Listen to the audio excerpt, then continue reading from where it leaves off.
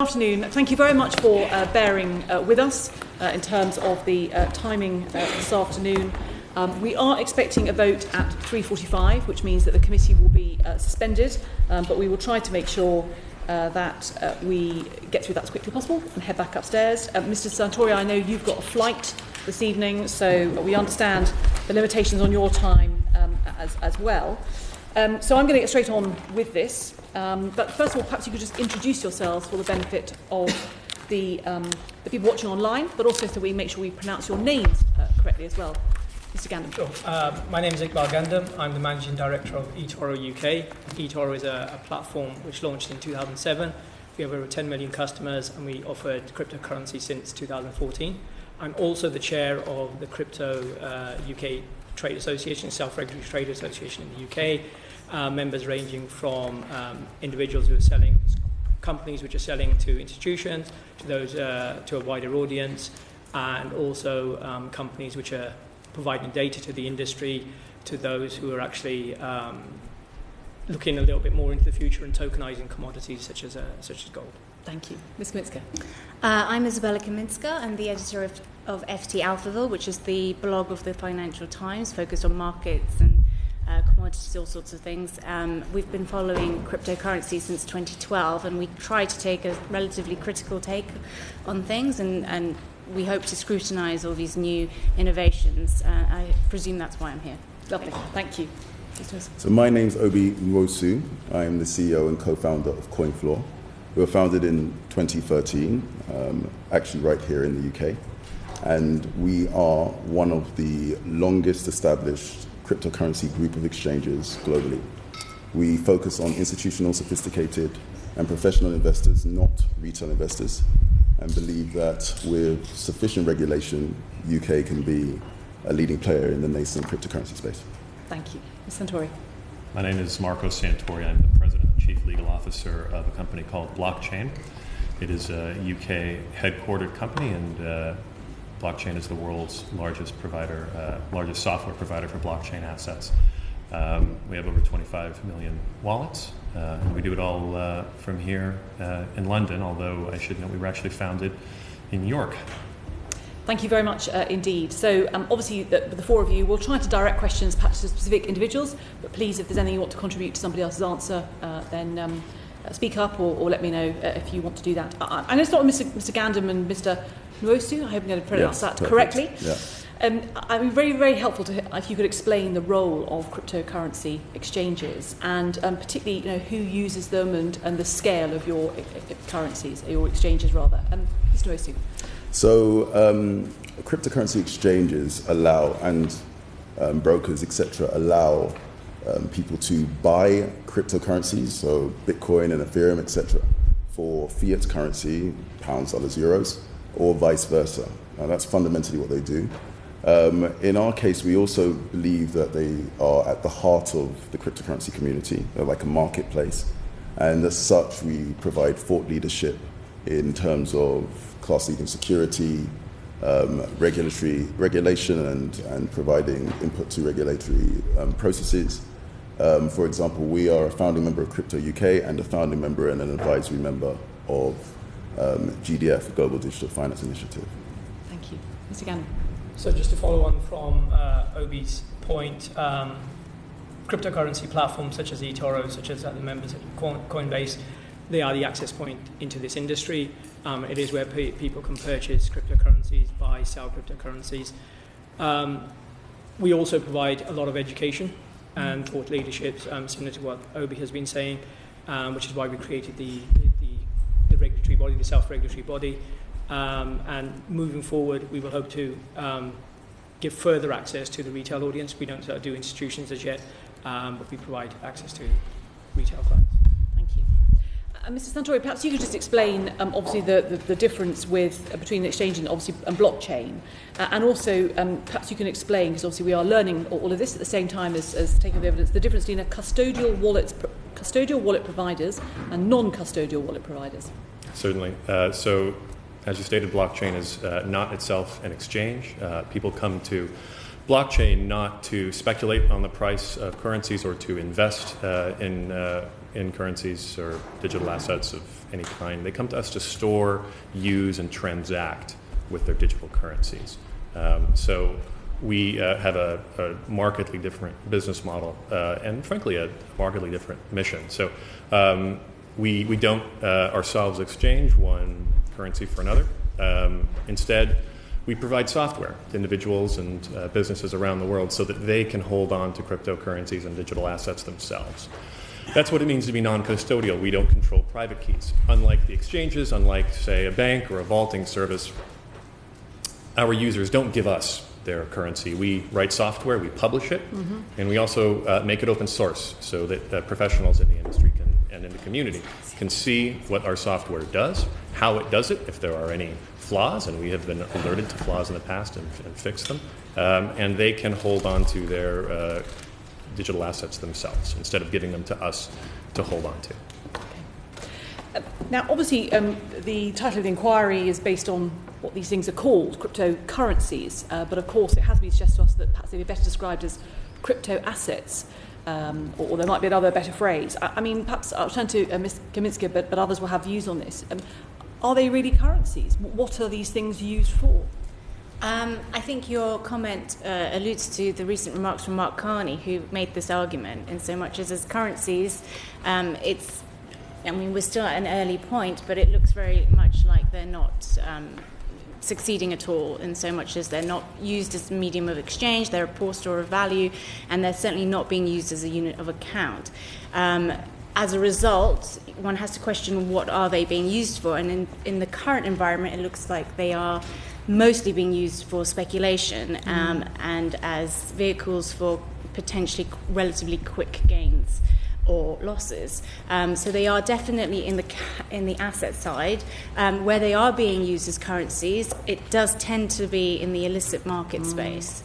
But even there's been a lot of fragmentation in recent years, because as Bitcoin becomes more established and a lot of the wallet providers and exchanges look to becoming regulated, this creates an opportunity for new cryptocurrencies that are less regulated to come into the space, and so you see that fragmentation with illicit trade going wherever the privacy can be maintained. Please, yes. Yeah, so cryptocurrencies are a new form of digital asset, and they have the potential to have multiple properties. They can behave like assets, as you mentioned, speculative assets, but they can also behave like currencies and everything in between.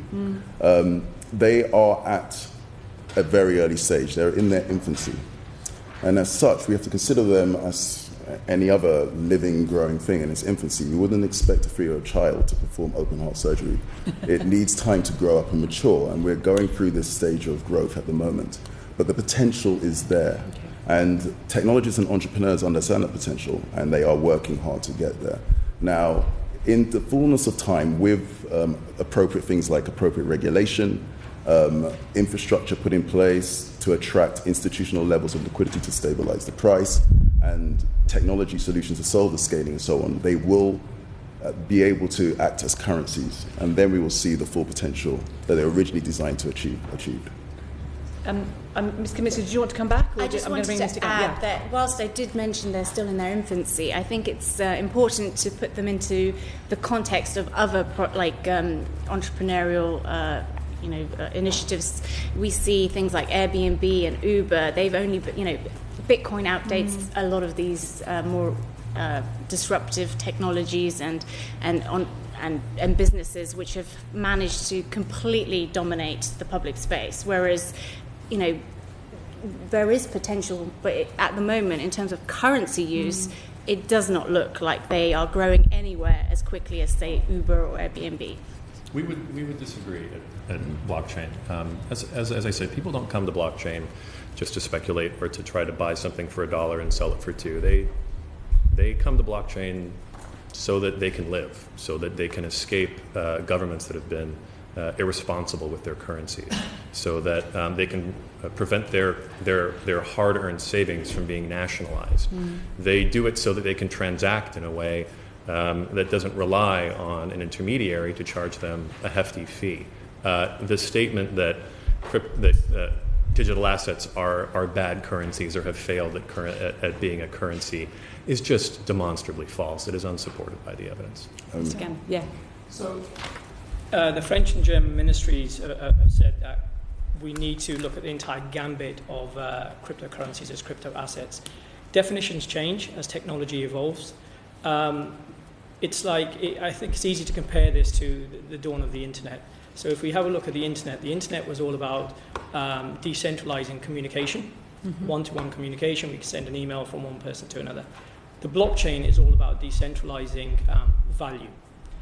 The first email, or the first use case when it came to communication, was sent in late 60s, early 70s. Mass adoption occurred in 1995-96 when Hotmail created a really user-friendly interface. If you compare that to the blockchain, the first use case when it came to value exchange was Bitcoin, 2009, 2010. We are 7 years away from that. 2007, 2008, 8 years away from that. We have created user-friendly interfaces. So the exchanges have started to happen. The use cases are there now with Bitcoin. You know, in Japan, there are stores using Bitcoin. In Amsterdam, you can buy pizza with Bitcoin. Magento, the world's biggest software for e-commerce platforms, now supports Bitcoin. So if you want to launch an e-commerce store tomorrow, you can accept Bitcoin if you wish. Innovation takes a long time, just to address Isabella's point.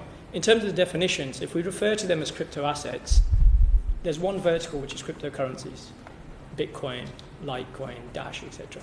There are other verticals which may be crypto securities, if we choose to define them as securities. There are other verticals which are crypto commodities, something like Ethereum, for instance, which is a digital commodity which is consumed in producing something. Just as we use something like oats and barley to create bread, we would use computing power to create software, to run software programs. So the overall term, I think we need to redefine it as crypto assets as we've evolved, as the industry has evolved. Cryptocurrencies is a subset. But when we compare use cases, we're 7 years or 8 years into Bitcoin. Email took 35 years from the first digital email being sent. So it's very, very early stages. I'm not saying it's going to take 35 years, probably 5 or 10 years. So I think we need to be careful when we make judgments on this. Okay. I'm going to bring in Charlie. We're going to talk about some of the risks, but also potentially some of the benefits and potentials as well in more detail. Charlie.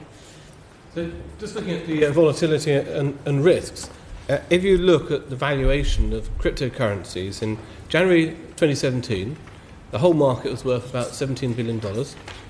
A year later, it's gone up to $830 billion. It's a huge multiple. And then, since then, it's plummeted to $330 billion. So it literally goes through the roof on absolute multiples, up 20 times, and then collapses to a third of what it was. Would an ordinary observer be forgiven for thinking this is all like the South Sea bubble? Izabella, Iqbal. Sorry. So there's two ways to address the bubble. One is there's systemic risk from when the bubble bursts. Bubbles are fantastic when you look at them with hindsight, but let's assume today the crypto bubble, somebody stuck a pin in it and burst. The dot-com bubble in 2000, the US market cap of all tech stock was a third of global GDP when the tech bubble burst. In January, at the peak of cryptocurrencies, the market cap of all tech currencies, cryptocurrencies versus GDP was less than 1%. Since then, they have fallen by 65 to 70%. Society at large hasn't even noticed that. I'm not saying it's a good thing that the value has fallen, but what I'm saying, it's definitely not a bubble, particularly at systemic, at a global level. Should consumers be aware of price falling? Should they be concerned of price falling? Yes. But if you have a look at the volatility of individual currencies, Bitcoin's volatility at launch was 50% of its price on a daily basis. Last year, it was 10%. This year, if I had a look at the data on eToro's platform, also one of our members, Crypto Compare, supplied the data, it's 4 to 5%. And the same trend can be seen in Ethereum, in Litecoin, or any other currencies which have been around for 5 to 6 years. So the daily volatility is falling. Another way to view the volatility is to look, in the industry, they look at something known as the Sharpe ratio, which is the absolute return over the volatility of an index. If you compare the volatility of Bitcoin to Facebook, to Apple, to Netflix, and to Google, since Facebook's IPO, the Sharpe ratio of Bitcoin is higher, which means it offers you more return with less risk. Izabella, the price has collapsed in the last 6 months by 60%. Can anyone be recommended this as an investment? Well, obviously, I would disagree on the argument put forward here that bubbles are a good thing. Bubbles don't necessarily have to be systemic and all-encompassing to be dangerous. They can be. You can see bubbles in microcosms as well. In terms of, I would, if I'm ever pushed to say one good thing about this space, it's that it potentially absorbs a lot of dangerous speculative capital and takes it away from real economy assets such as houses, commodities, etc., and parks it in a little virtual universe where people can just, on a zero-sum game basis, like gambling, effectively lose money from each other. But yes, is this the question we should be asking? Should this be propagated and should the use be encouraged amongst day-to-day people, your grandmother, your parents, etc.? I think anyone who had invested in, say, November last year or December would be very disappointed with the returns they've had. And yes, you can look at the whole picture and say, well, the early adopters have done fabulously well. But this actually turns out to be a poor case for the currency argument, because that encourages the sort of inequality that we have never even seen before in any kind of currency spectrum. And I believe, something like, it's less than 1% of all the wallets own most of the wealth in Bitcoin. So yes, you might be able to argue that people who, entered it early have benefited from excellent sort of sharp risk ratios. But anyone entering, as per the traditional sort of Ponzi type system, if you're the late adopter, you tend to lose out.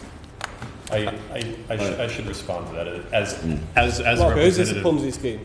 Is it all a big, massive Ponzi scheme? No, it is not.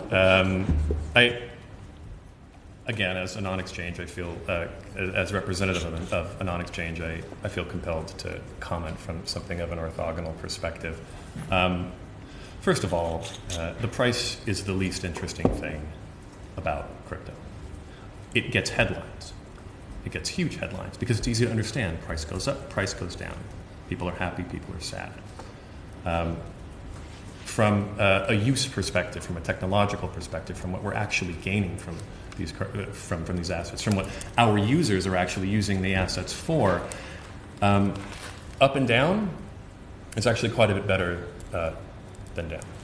And as a global company, that's what we see. Also, as a wallet, I should say that this is another claim that's oft repeated by the press, that less than 1% of all wallets owns some enormous amount of the wealth. That is, again, demonstrably false, but another statistic that the press likes to quote, perhaps less than a certain number of Bitcoin addresses own a large amount of the Bitcoins, or have a large amount of the Bitcoins. That doesn't mean that it's that amount of actual having that number. So, before I come to you, Obi, Mark, let me follow up on that. It seems to me that in this gold rush, you have taken to selling people the picks, as they always used to say in the Californian gold rush. That you're not going to lose out whatever happens, because you're selling the wallets, not the actual product. So you're therefore a bit more dispassionate. Do you really think this can ever be used for consumers when you don't know if you're going to have to take a metaphorical wheelbarrow wallet with you to the pizza joint, or whether you're going to just have to take a very small thing with you? This is, though I understand the sentiment, this is not a question of, gosh, can we predict the future? This is a question of what is happening today. Our users are using Bitcoin to survive. Full stop. This is not a question of how will people use Bitcoin. People all over the world use cryptocurrencies to insulate themselves from irresponsible governments, from market volatility, from nationalization of their currencies. And that's just today when we're at less than version 1.0. Okay, and my final question to kind of throw out to everyone is, some people say that it would all be much more stable if cryptocurrencies were regulated and there's a compensation scheme, there is with other forms of investment. Do you think that would just be incredibly unfair on everyone else to socialise the risk of what frankly is a speculative gambling addiction that some people have and like to take part in, and is not really a mature kind of market. So I think the market is at an early stage. Regulation, the lack of regulation is one of the things preventing it getting to a mature stage. So we want it to get to a point where the price stabilizes. Price volatility is reducing over time. And one of the things that's caused that is increases of volume and liquidity entering the market. Now, there are a number of institutional players who would like to get into the market, but they can only deal with other regulated institutions. If they enter the market, one, they will bring the disciplines that relates to that, but they will also massively increase the liquidity, stabilize the price, and making a safer place for consumers. Yes. So the industry doesn't need regulation to encourage user adoption. It also doesn't need regulation to enable price stability. That is happening. It's the one industry that I've worked in which doesn't have an issue in acquiring customers, as we saw in Q4 of last year. The reason it needs stability is to support the innovation here in the UK. It's very easy for us to ignore the entire, not just crypto asset space, but blockchain, the technology, etc. And what happens by de-risking something like that is evident in what's happened, in China and what's happened in the banking industry in the UK. So in China, they decided to outright ban crypto assets. That didn't prevent people from purchasing them. What they did was they moved the problem onto platforms such as local bitcoins, where you're buying crypto with cash with somebody in the high street. The banking industry in the UK has done exactly the same thing. So the platforms in the UK today, I would say 99.9% of them have bank accounts in far-flung jurisdictions with banks they've probably never met. They have no idea of the capitalization of these banks. And UK consumers are sending all those money, or their own money, to those banks in other jurisdictions. So there's a high risk that, on one hand, we're de-risking this by closing the door on it, but we're actually exacerbating the risk by closing the door on it. So we need to be very careful that we foster innovation, but we also take a risk-based approach to this. While I would agree that clearly regulation is needed to protect consumers, that's one of the primary reasons why we want to have regulation. It is actually a fact, given that we focus, and unlike many other cryptocurrency exchanges, we focus on institutional, sophisticated and professional investors and traders. We know for a fact that there's a huge demand to provide much higher levels of liquidity to the market, stabilize the price. But the only reason they're not entering the market is because the players aren't regulated and there isn't appropriate regulation in place. If there were regulation in place in a jurisdiction such as UK with such a strong financial and technology base, we will see a massive influx into inward investment, or businesses not only migrating to the space but also expanding to the space. Izabella? I just would like to add to the point that Mr. Santori was making about how it is demonstrable that what I was saying was wrong, whereas he failed to actually provide any evidence for that. But I would also, on that note, say one thing that is often said about blockchain and Bitcoin is that it adds transparency because everything can be monitored on the blockchain. Therefore, we know from, and there are many sort of professional outfits now studying and monitoring the blockchain, so we can determine how many wallets are active and inactive. And I believe, I will double check later, but I believe a huge proportion of wallets are inactive, so the funds just stay there and don't get traded. This is why we know that a lot of the currency, why a lot of these assets are not being used as currency. But the second thing is, if we, differ so much on our perception and interpretation of what the data in the blockchain is telling us, then we have to question how useful is this data in the first place, because either it is super transparent and we know everything, or two people can completely read the same statistics and come up with different conclusions. So that's bizarre in its own right. There is an adage often put around in this space that is empowering users because they can become their own banks by not having to depend on intermediaries, etc. But there is a huge problem with that, in so much as the everyday user is not a very good manager of his own keys. We're not very responsible in our day-to-day actions. And I know a lot of very smart people with degrees coming out through their ears who have managed to lose their keys and therefore also their fortunes.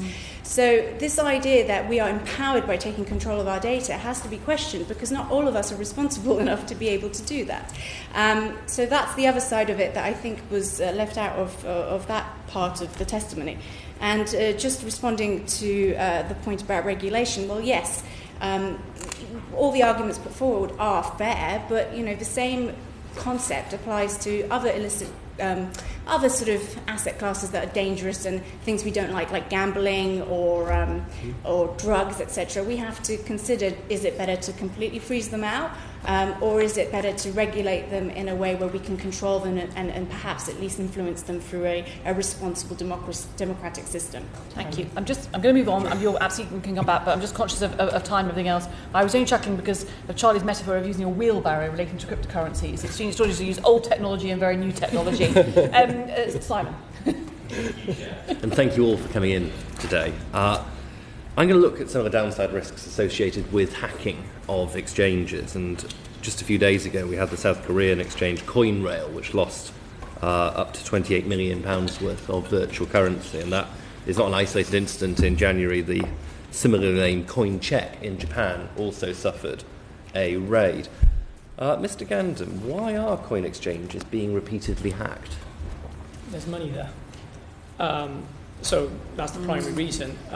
But as with any internet... That's true of banks as well. Of course, and the banks aren't being robbed on this scale. Sure, but as with any internet-based businesses, they are susceptible to hacking. So I think this morning, etc., there was another exchange, Bithumb, which was hacked, and they lost $30 million. What Bithumb then went and did was to move the remainder of their funds to cold storage, i.e. not connected to the internet. They've also decided to compensate all the users for all the losses that they've made.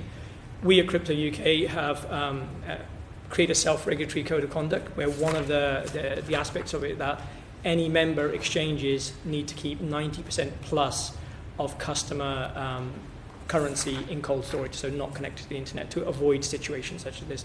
Security is improving. People are moving their assets. As I said, they're disconnecting them from the internet.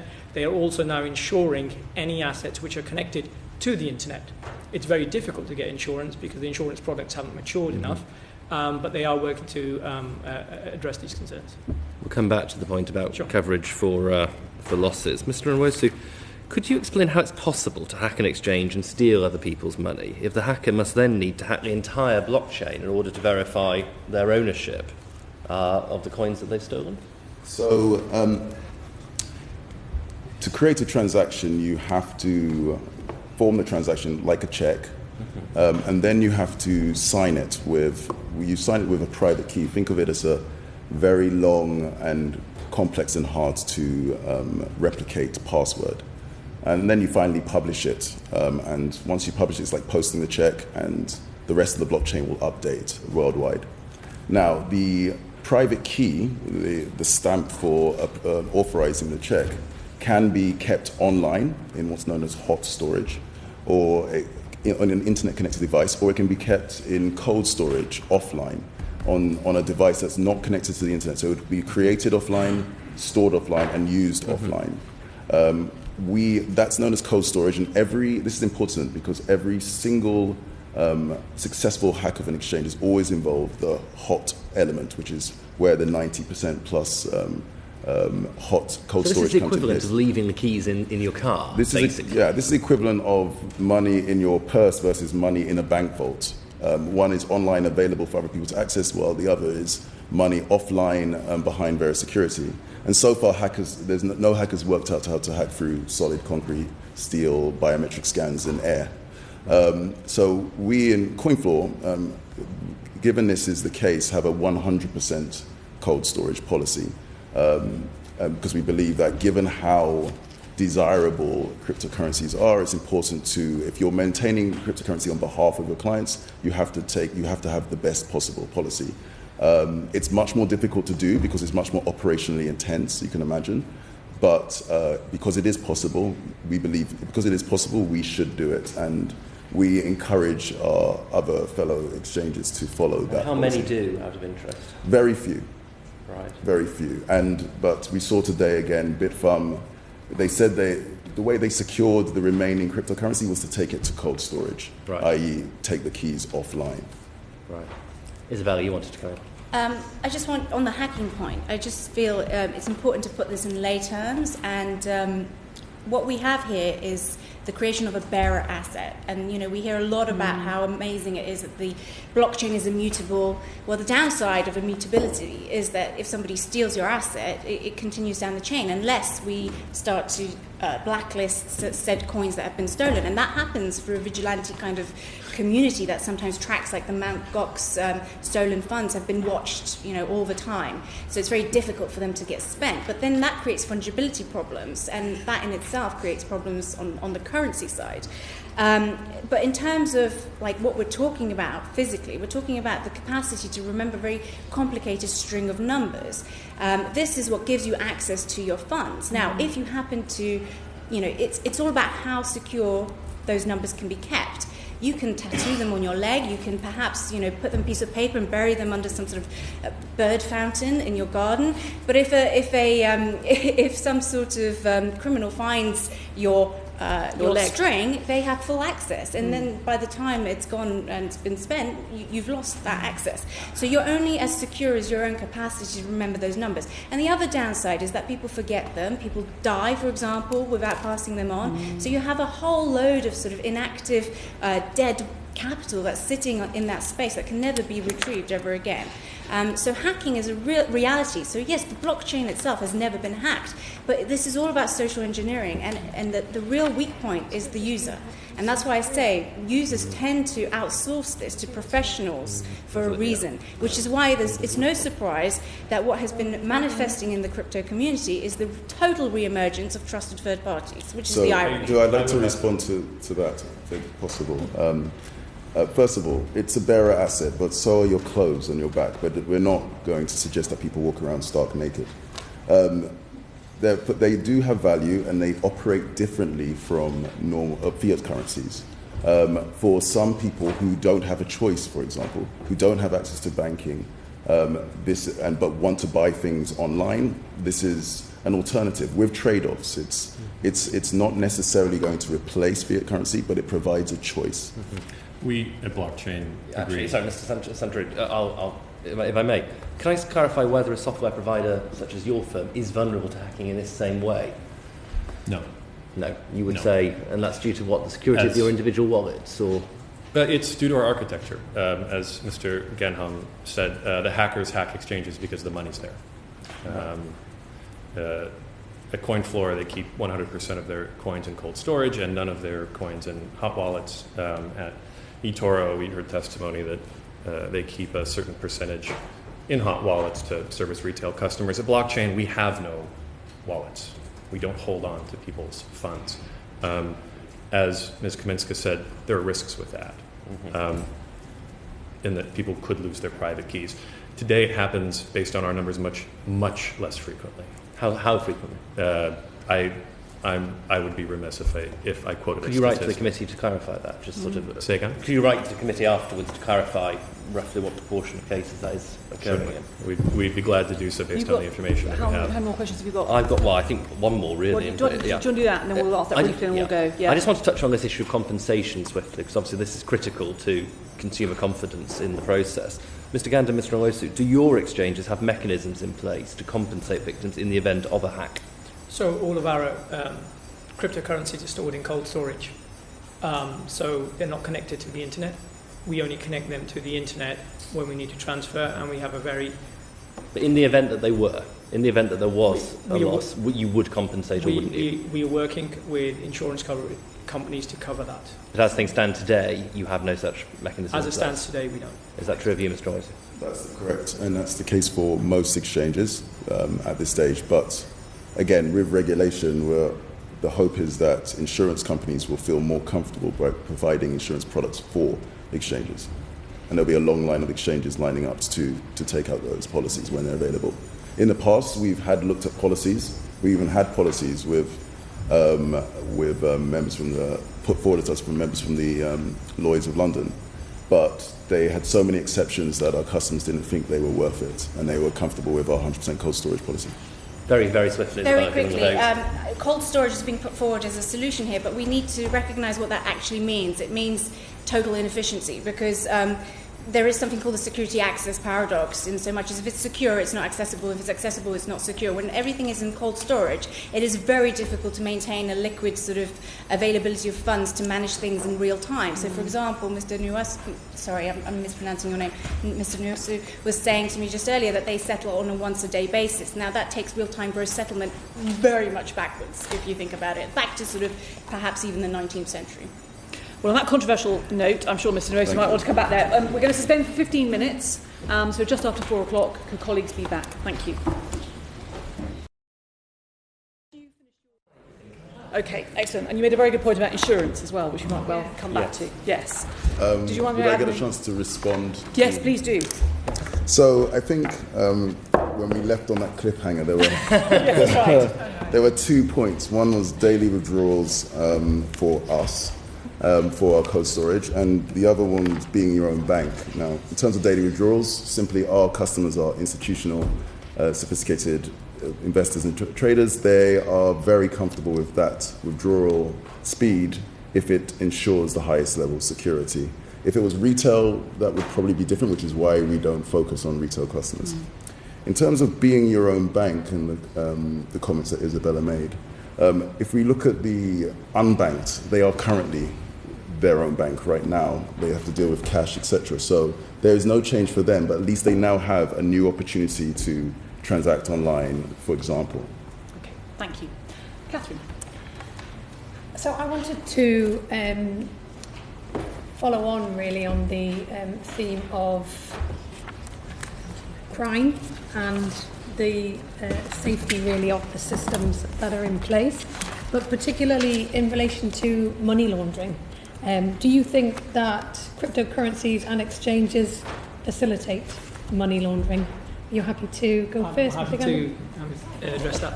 So in 2017, the National Risk Assessment said that money laundering or cryptocurrencies didn't enhance the risk, or currently weren't enhancing the risk of money laundering.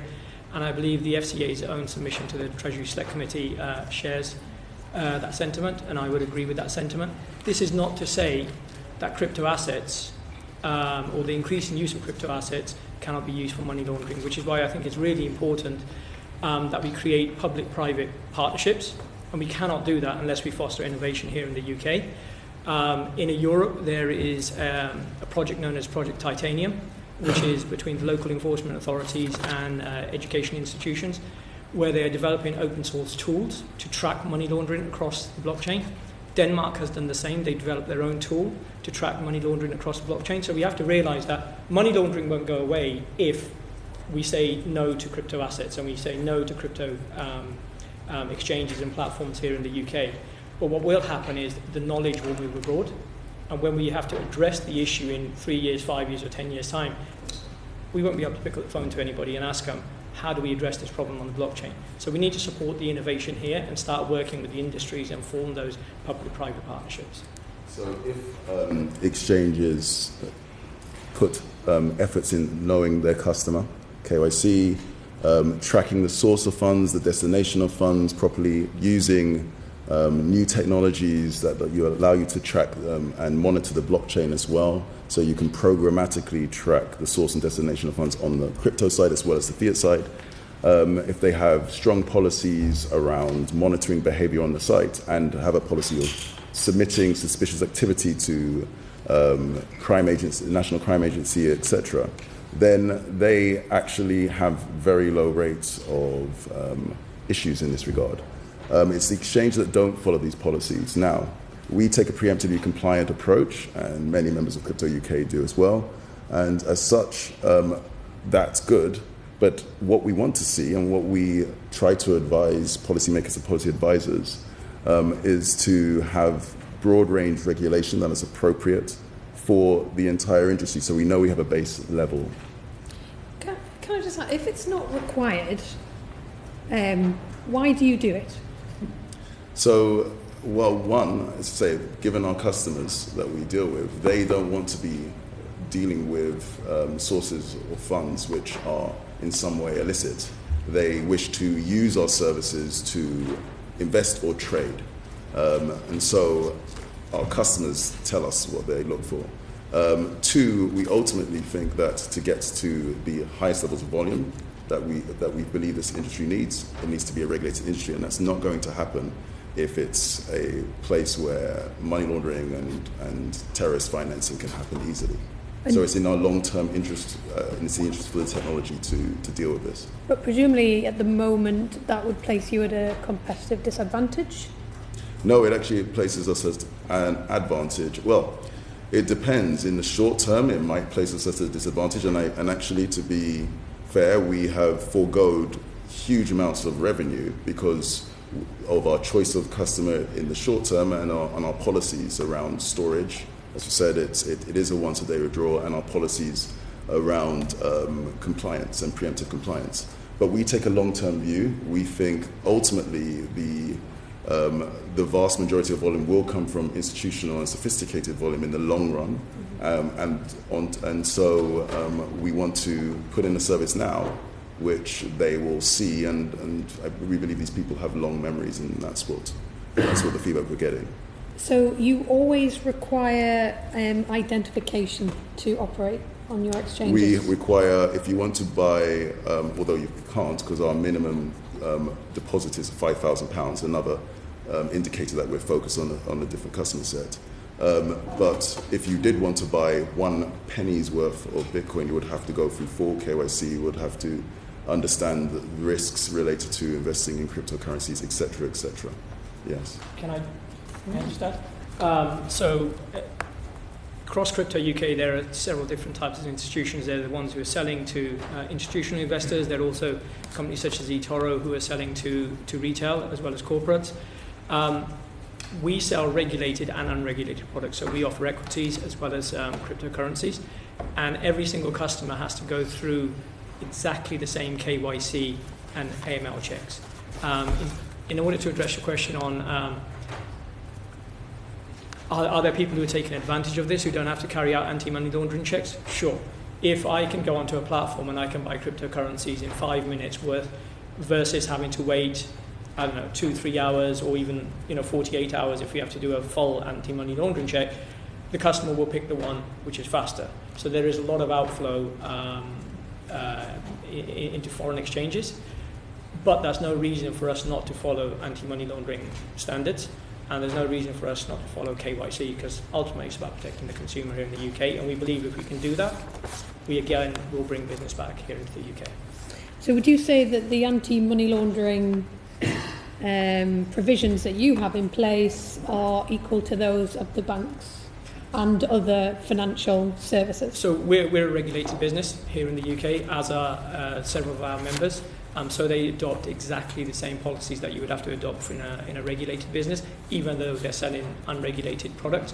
They're also aligning themselves with the 5th Anti-Money Laundering Directive, which will come into fruition end of 2019, 2020, which requires platforms which are selling fiat to cryptocurrencies to carry out anti-money laundering checks. So the exchanges and platforms are already aligning themselves, but we still need, I think, clarity from the UK government to actually say, well, these are the checks that we want you to do, either existing regulation or adopt existing regulation, add crypto assets as a specified instrument, and buying and selling of cryptocurrencies as a specified activity into the regulated activities order.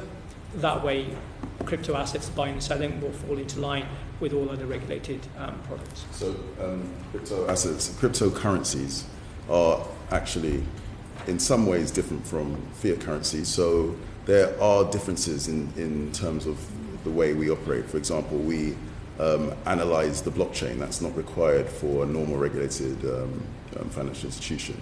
But there is a large level of crossover, and in that respect, we have similar levels to regulated financial institutions. We believe that we want to see an acceleration of adoption of regulation within the UK, but we also believe it's the industry's responsibility to provide direction and advice and input into that process. So we wish to do it together in conjunction with the government, not just ask the government to tell us what's coming. Mr. Santori, does blockchain have anti-money laundering measures in place? We do. We don't engage in KYC and, we don't engage in customer identification like the exchanges do. We're not an exchange, but we do partner with exchanges. And when we do partner with exchanges, we ensure that they are doing all of the KYC that they need to do in their given jurisdiction. We offer services globally, all around the world, and so it's important to us that we don't participate in crime. In addition to doing our own anti-crime and anti-money laundering training for every single new employee internally, with a particular emphasis on our user support personnel. Because we don't hold on to people's currencies, because we don't exchange people's currencies, there's a limited set of things that we can do, but we try to do as much as possible in order to assist in that. And why do you do that? For a couple of reasons. We believe that even though so first the sort of meme that Bitcoin is unregulated is something of a misstatement. Of course, the software itself is not regulated because it's open source software. That said, all around the world, exchanges are regulated in one form or another in a number of different countries, including Japan and Korea and India, and is soon to be here in the UK and in Europe. Frankly, we don't think the issue is decided. We don't think the issue is decided. We don't think we have a good handle on the way that regulation is going to shake out around the world. And the only way that we think we're going to have an industry to participate in is if we partner with responsible entities who are doing their part. I think that the internet, I know that the internet is aflame with people who think that governments can't stop crypto. I don't think that's true. I think that governments can be very powerful in this regard. But before coming to blockchain, I was a partner at two major law firms. I've seen the power of regulation, and I know what it can do. We think it's our personal responsibility to do right by the whole ecosystem in that regard. So are you confident that you're doing everything you can to ensure that money launderers are not using your software? Is there more that you think you should be doing or could be doing? I think that as an industry we can always do more, and I think that we've probably as an industry been guilty of not doing enough in the past, but I think that's changing. And I think that as an industry and certainly as a company, people realize that there's just no way to do this in a Wild West fashion. So you say Wild West, and you all speak in very reassuring terms that everything is being done to ensure that this is all above board and it's not being used for money laundering or for criminal purposes. But I did read an article in the Financial Times that noted that criminals demand ransoms for stopping their attacks on corporate websites and operations, and they demand cryptocurrency. Why do you think they demand cryptocurrency rather than US dollars or pounds? Do you want to answer, Izabella? There's a difference between asserting that you are compliant, preemptively compliant, and the reality of that compliance. So in my day job as a journalist, we often test a lot of these platforms for exactly that, and I have often been privy to situations where I can open accounts without providing the full spectrum of information that is usually needed to fulfill KYC requirements. In fact, one test case was eToro, and I managed to start trading without providing the full spectrum of details that were required. I essentially didn't finish the application form. I was then followed up with somebody from eToro called me, kept asking me to finish that process. I didn't finish because I was at a conference, didn't have time, and I wasn't intending to anyway. And then suddenly an email arrived saying that I had been given, full approval to start trading. So it's very easy to say you are compliant, but who is testing that compliance? And with respect to why do people who deploy ransomware ask for cryptocurrency? Well, I think it's very clear that there is a lot of money laundering going on. This is highly reflected in the different so-called spreads between all the different exchanges. So the exchanges that do actually comply and fulfill some sort of obligation on that front, you'll see that the prices tend to trade at a premium over those that are less scrupulous. From that perspective, also, you have to consider that when these less scrupulous exchanges are shut down, it can also impact the price of Bitcoin. One of the reasons we have these absurd valuations in cryptocurrency, in my opinion, is because cashing out has become so much more difficult. So as these exchanges try to legitimize themselves and seek regulation, I think your point about competition was bang on. You have to ask, where the cost of regulation will manifest, and it manifests in the fact that it will become harder to cash out, and unless you are able to pass that sort of KYC criteria. And from that perspective, you have to. I think the point I'm trying to make is sorry, I've lost my stream before, but when you have these different spreads, there is all this trapped capital, essentially, that can't get out.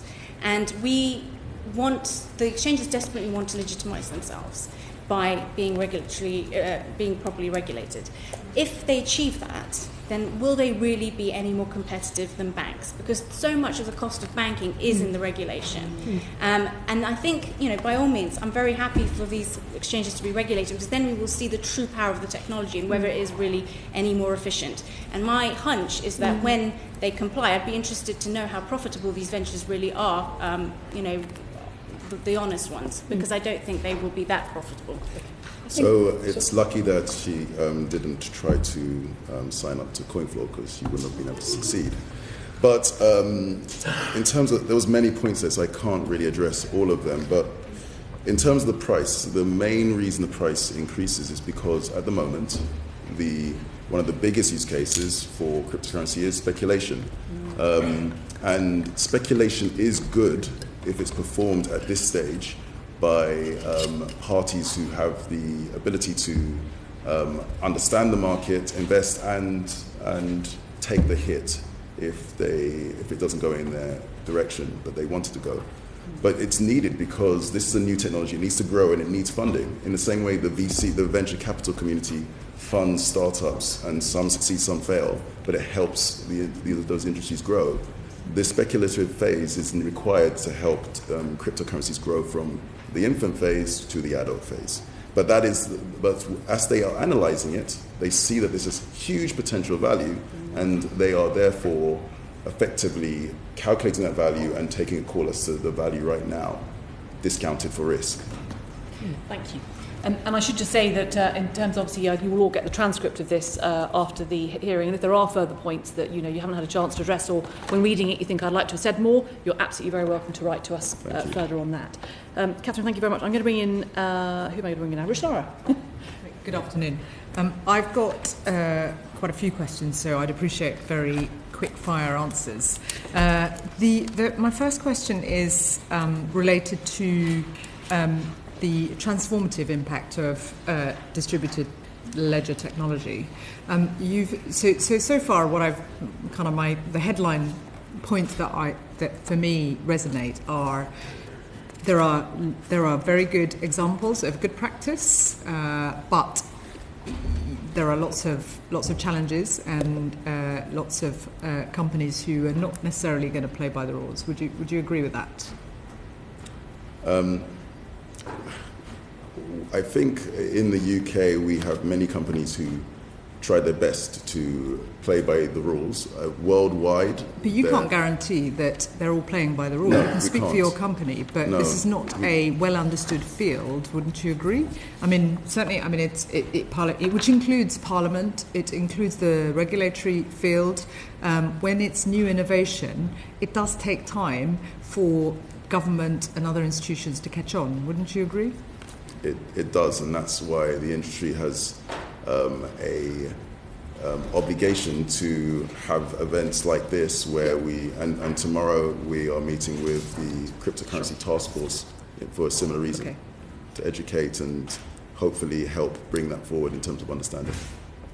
Ms. Kaminska, do you want to add anything to this point about the sort of risk management element? Because of course we want to support the potential positive benefits of new technology, but if it's managed risk, then there'd be more public confidence in ensuring that we can charge forward. And the reason why I'm asking is if you look back and then look to where we are now. Let's take the financial services and the banking crisis. You could argue the way, it might be a caricature, but new developments in finance and so on led to the kids taking over as some of the, well-seasoned older bankers might have said, and it got out of control and regulators couldn't keep up and we ended up with the financial crisis. If you take the tech innovations, but now I'm not saying these things haven't changed society positively as well, but let's just focus on the big shocks caused by new innovation and technology and what we can learn from that. If you take the tech sector and what's happened with data and misuse of data and the Facebook scandal and others recently, what can we learn from past mistakes like those so that this arena is properly regulated, properly managed, so that we can get the best out of it? And I'm going to get on to the positives and what we do for that in order to create the climate where it's effective, so those who are doing good work can be supported. So it's managed innovation, if there is such a thing, if it's possible. So I would say I would make 2 points. One is simply that I feel very strongly that the word innovation is often misused. Yeah. Innovation is at its heart a neutral concept, and innovation can be used for both for good and for bad. Mm-hmm. And we often neglect this point. I really feel that very often government policies champion innovation without pointing out that criminals are very innovative. But the other point, I think, is to do with, innovation. Northern Rock was once considered a challenger bank. So the kids tend to think they know better, but often don't do a lot of the reading that took us why we've arrived in this place through trial and error. These are established concepts in economics. George Akerlof, Fishing for Fools. We learn from our mistakes. When we come in and we start innovating without respecting history, mistakes tend to repeat themselves. So I do believe very strongly that we may be on that journey right now. Okay. We will only for sure know the answer if and when, as Mark Carney alluded to in his speech, with regulation and sort of banking licenses comes great privilege, but there also comes great accountability and responsibility. If these new outfits can perform in that context and prove themselves to be more efficient, potentially more profitable and more secure, then that's fantastic. But that is yet to be determined. And so far... So do you think there's a risk that this could be a kind of... If it's not properly managed and regulated, it could be the kind of Frankenstein's monster that some would argue that Facebook and so on has on the negative side, although it's had huge positive benefits, is sort of heading in that direction. I think the isolation point that was referenced earlier was a very good one. If you don't regulate it, it will just go to the dark corners of the markets. You see that with local bitcoins. But you can't stop people meeting face to face. Ironically, when I have done stories or researched this side of the market, dealers will meet face to face in bank foyers because they prefer the security provided by banks. Because it turns out when you meet unknown people face to face, you often get hit in the head and your money confiscated from you anyway. So on that front, history tends to repeat itself, and when you have these innovations turning into initiatives where people keep their private keys in safety deposit boxes at banks, one has to question what really is the innovation. Okay. So, Mr. Gandham, you were putting your hand up. History does repeat itself, and I think if we want to understand the innovation here in the blockchain or DLT, we need to look back towards the internet, and made a couple of references to Facebook. So the internet was, as I mentioned earlier, about communication. And with communication, the risk was limited. If the email got sent to somebody else or we didn't receive an email, it's fine. However, blockchain is all about value, and it concerns money. So with the internet, the UK could take a wait and watch approach. We did for 15, 20 years, and now we have things like GDPR, etc., etc. Yeah. When it comes to value, we cannot adopt that wait and watch approach, which is why it's really, really important, if we're not to miss the opportunity here in the UK, that we need to have regulation. But the key here is have a regulatory framework which manages risk, but also is innovation friendly. Great. Okay. To that point, is I think that most of the folks on the panel agree that I don't think anybody's opposed to new regulations, but the point that I would make is, I think the only one with the funny accent on the panel is the need for harmonization. Yeah. And that's a mistake that some jurisdictions in the U.S. have made, and it's a lesson that I think we can learn from here in the U.K. But this is very much a global phenomenon. Though I'm sure you can imagine, most of us can argue for hours about why so many of the mistakes that occurred in the financial crisis were solved for by blockchain technologies. There are obviously risks. But don't you just get a collective action failure? Because it's quite difficult to get harmonisation, as we saw in the past. And the tech world argued that as well. You can't do this together. If you can't do it together, don't do it alone. And actually, we're now having to do some of this stuff alone. For instance, Germany instituting fines on tech companies if they don't take down incitement to violence material online. So, and I'm pushing our government to do the same because it's not on. So what I'm simply saying is that isn't that a bit of a cop-out that lets governments off the hook where they don't take a leadership role and do stuff unilaterally for others to follow? I don't think so at all. I think that the good news here is that so far harmonization is actually happening. I'm not saying don't do anything, but if you look at the comparative regulations around the world, you'll see that they're all following a uniform set of principles, which is a risk-based approach. But some are just not allowing it to happen at all, right? Well, there are some who simply haven't acted. That said we're not going to have.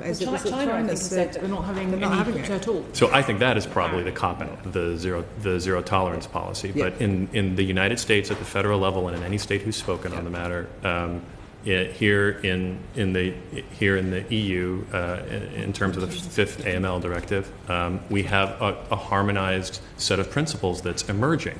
So far from saying don't do anything, I think that what I'm saying is that it's actually happening, and it's probably happening in the right way. So I've got two on the positive case, and I'm it may not sound that way, but I'm very interested in the positive benefits. So the sort of things that could be really powerful is how this technology, blockchain technology, can be valuable for public services, for instance, or for certainly one example I came across on a visit to Jordan, where I met somebody at UNHCR who was looking at how blockchain technology can help them reduce banking costs as the money is moved to individuals, refugees in refugee camps, and it's a significant amount of money. So it would be great. And then the third area is around, for instance, the sort of work Ledger has done around diamonds and the tracking supply. And I was particularly interested in whether that model could be applied, for instance, on supply chains such as garments. Some of you will be aware of the garment sector accident in Pakistan, Vietnam, Bangladesh, where thousands of people have been killed. If consumers so the consumer benefit and case for technology that can help them see what the supply chain is a really important area to understand, and whether this sort of technology has a role to play, both in the finance sector and saving costs, as well as in terms of public sector, but also ethical supply chains. So in terms of public sector, I think there is potential for benefits for cryptocurrencies. There's also, as a separate matter, potential for benefit for blockchain, but if we just take the cryptocurrency case, so the use of blockchain for transferring value directly. First of all, governments around the world, and especially the Western world, have policies around improving financial inclusion. Yep. Cryptocurrency could be an alternative or a mechanism of achieving that. It can also act as an alternative to, at some point, and we need to see a lot of maturation in the technology as a alternative mechanism to pay benefits to, for example, the more dangerous way of paying customers benefits in cash, and potentially even for collecting taxes. But ultimately, that would require the technology to mature to a state where it's far more stable It was Okay. far more regulated, etc. Would you like to? So blockchain focuses on public, permissionless networks, and we think that's where the real revolutionary power Yep. of this technology lies. That's not to say that governments and financial institutions can't partake in that, but I would be careful of using blockchain technology generally as a panacea for global ills. Again, on the other hand, the UN has looked closely at this matter, as has a number of other intergovernmental organizations, and the potential seems there, and that's because one of the core benefits of blockchain technology is allowing people who don't trust each other to do business together on a level playing field without intermediaries or rent seekers, and that's something that can be applied in the public sector as well. But could it be applied to supply chains to understand, for consumers, Absolutely. to understand where their clothes come from and who, is it ethical or is it exploitative? So while I was a partner in private practice, I represented a number of these companies, and I think the benefit is there. I mean, query what sort of cost savings emerge over centralized servers, but I think that not to explore that the line would be short-sighted. I would just say that it's very important to not be blinded by the promises, because provenance issues are ultimately determined by the authenticators doing the authentication, and that is the cost in the system. If you have corrupt authenticators at the end point, garbage in, garbage out, it stays the same. Equally, it's the economic case. So if you have a black market of much cheaper goods that are not ethically sourced, the only way you can control that, whether there is total transparency on blockchain or no blockchain, is through the consumer's preferences. If consumers are not educated themselves to make these choices, that black market will not disappear, because it's the consumers who make the black market, not the technology. Okay. Thank you. I'm going to bring you Stuart. Mr. Nwosu, you've said most today about a lack of regulation. Could you tell us what the negative implications are of the lack of regulation for the industry in the UK today? So one of the most obvious for us is that there is a huge amount of liquidity and trade volume that doesn't enter the market because it's not a regulated market. A number of institutional players would very much like to trade in this market, but because it's not a regulated market, they're precluded from trading in it. And these tend to be the largest with the abilities to have the highest volumes. That's one of the biggest losses. So what would the key regulatory change from government, if you had your way, what would it be? Okay, so I think a few people have alluded to some, but the first, I think we should take it in steps, a step at a time. We already know that recently the European Fifth Money Laundering Directive has been ratified, and over the next 18 months all EU member states have to implement it. The UK was involved with the formulation of that. It was actually carved out the Fourth Money Laundering Directive, so it makes sense to implement it no matter what happens to the UK over the coming year or two. Now, we believe that the UK should aim to implement that faster than others because we know that the cryptocurrency community, entrepreneurs and technologists are incredibly mobile, and we've seen rapid movements to jurisdictions that have regulation in place. So the key thing would be getting the anti-money laundering directive up and running and functioning across the crypto world. Across the crypto-related exchanges, initially it's related to custodians of cryptocurrency or exchanges. After that, we should look at crypto-specific regulation, but I think first take it on a step-by-step basis. That would give us a big step and be a similar Mr. Gandham, you said earlier that the industry didn't need regulation for stability or to gain customers. So I'm presuming that you think what we have, regulatory-wise, is sufficient. I was referring to the question about how are we really looking for regulation to aid our businesses. we don't need regulation for customer acquisition. What we need regulation is from a consumer risk perspective and also an economic risk perspective, a missed opportunity here in the UK. So consumers are buying crypto assets today. Yeah. Hundreds of thousands of these are buying them from exchanges, such as the ones which have been hacked abroad. Now, if you speak to these exchanges, they'd be more than happy to be regulated and operate out of the UK. Currently, they're going to jurisdictions such as Switzerland, Gibraltar, Malta, etc., etc. They'd be happy to be regulated. They'd be happy to have their crypto assets in cold storage. So if they were hacked, the coins wouldn't go missing and customers wouldn't get affected. From an economic perspective, I think there's a larger ecosystem which is being developed here due to crypto assets. There are the legal associations, the compliance associations, the regulation, advertising, marketing, development which is occurring in the blockchain.